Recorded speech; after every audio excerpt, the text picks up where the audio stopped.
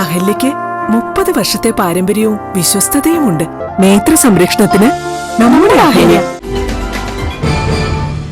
Crusher ഉൽപ്പന്നങ്ങളുടെ അനിയന്ത്രിതമായ വിലവർദ്ധനവ് interlock hollow bricks വ്യവസായത്തെ അതിരൂക്ഷമായി ബാധിച്ചിരിക്കുകയാണെന്ന് cement bricks and interlock manufacturers association Kerala സീമാക് ഭാരവാഹികൾ അറിയിച്ചു. കണ്ണൂരിൽ നടത്തിയ വാർത്താ സമ്മേളനത്തിലാണ് ഇക്കാര്യം അറിയിച്ചത്. ജില്ലാ കളക്ടർ നിശ്ചയിച്ച വിലയിലും കൂടുതലാണ് ക്രഷർ ഉൽപ്പന്നങ്ങൾക്ക് വില ഈടാക്കുന്നത്. ഇത് കാരണം ജില്ലയിൽ പല വ്യവസായ സ്ഥാപനങ്ങളും അടച്ചുപൂട്ടൽ ഭീഷണിയിലാണ്. ക്രഷർ വില വർധനവിൽ ജില്ലാ ഭരണകൂടം അടിയന്തരമായി ഇടപെടണമെന്നും ഇല്ലെങ്കിൽ പ്രതിഷേധ പരിപാടികൾ സംഘടിപ്പിക്കുമെന്നും ഭാരവാഹികൾ അറിയിച്ചു. ദൈനംദിനം എന്നോണം നമ്മുടെ ക്രഷർ മെറ്റീരിയൽസിന്റെ വില വർദ്ധിച്ചുകൊണ്ടേയിരിക്കുകയാണ്. അത് വർദ്ധിക്കുക എന്ന് മാത്രമല്ല, ഓരോ ക്വാറികളും അല്ലെങ്കിൽ ക്രഷറുകളും അവർക്ക് ഇച്ഛാനുസരണം അവർ വർദ്ധിപ്പിക്കുന്ന ഒരു തരത്തിലേക്കാണ് കാര്യങ്ങൾ പോകുന്നത്. ഇതേ ഒരു സംഗതിയുമായിട്ട് നമ്മൾ ഇതിനു മുമ്പേ നിങ്ങളെ സമീപിച്ചിട്ടുണ്ടായിരുന്നു. ആ സമയത്ത് കലക്ടറുമായിട്ട് നമ്മൾ ചർച്ച നടത്തി.